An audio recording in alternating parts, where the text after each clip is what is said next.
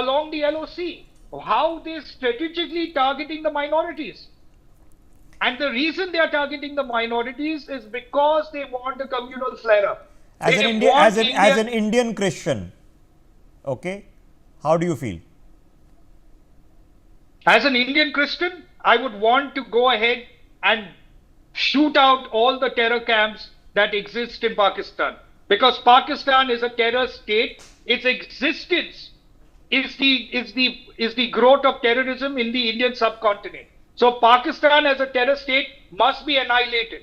That is my statement as an Indian Christian. That is the way I believe, and I think that's what we are doing. The problem is only this, Rishabh, and this is something we need to do with responsibility. I'm so proud that somebody like you is doing this. We are not warmongers. We are not here to fight a war against the people of Pakistan. We are fighting a war against terrorism. And terrorism must be rooted out because that's dangerous for the Indian subcontinent. Today, Pakistan and its ISI and their funders from Turkey and Qatar want India to be destabilized and want a communal flare-up in India.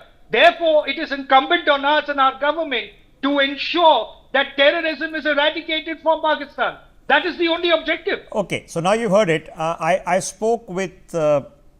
Maan earlier, who was in communication with the family members of the 3 people, including the Granthi, who were killed in the Gurdwara in Poonch. And I asked him, you spoke to the family, what did they tell you? They told him, we want this to be answered, we want revenge. That's what they wanted. They know what happened, they know who shot, what shot. They are not buying into this complete hogwash nonsense.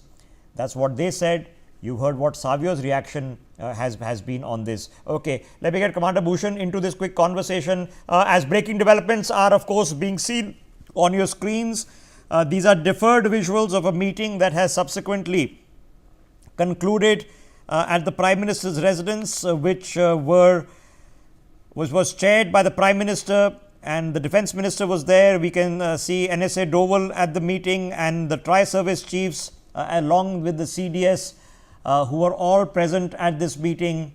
This meeting has been held at the Prime Minister's residence, as I mentioned. We are obviously not going to be making you hear what they were discussing. It's a small snippet of a clip that gives you an indication. But you're also getting to see a lot of body language, and happy to see a very self-assured and calm body language, not only at the press conferences, but the Prime Minister himself, and he's got big decisions, difficult ones to make. Okay, I mean, think about it. To be in that shoe, you have to make that decision. The buck stops there. Ajit Doval has got to give him the right advice on what can and should be done and what the consequences will be.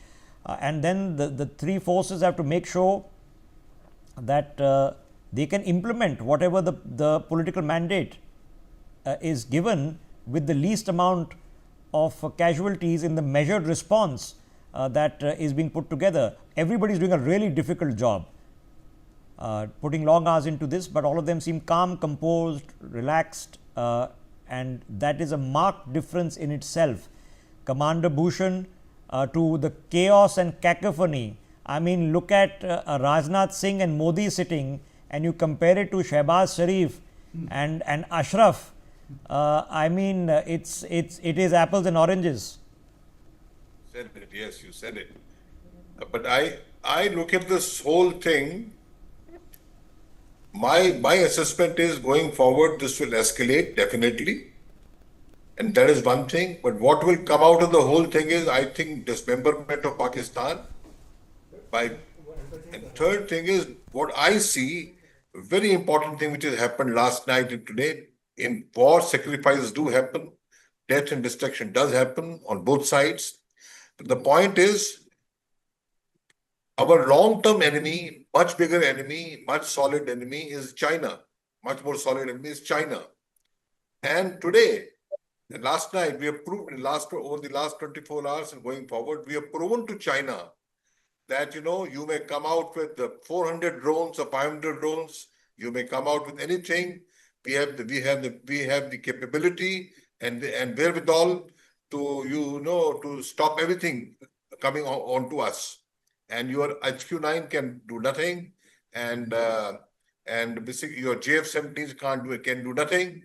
And this is a big demonstrator for the full world that the Indian military capability, and more than demonstrating to the world a level of confidence to the Indian armed forces that we have made right choices.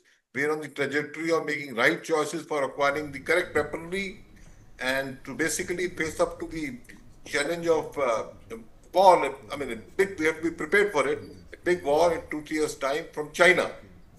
And third thing is that with the naval action in Karachi, and another matter of big confidence for India that tomorrow, if you find China does any misadventures in Indian Ocean, which it will do sooner or later, we are going in that direction.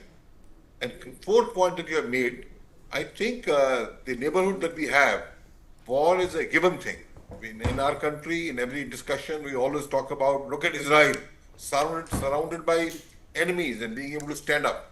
So the military involvement of civilian population, whether it is mock drills or whatever, that discipline, that engagement, that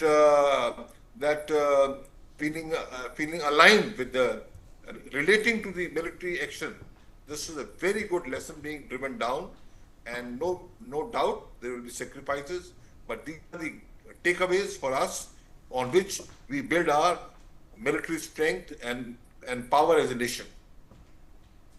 Right. Good evening, gentlemen. I'm Megha Sharma, and I will be carrying forward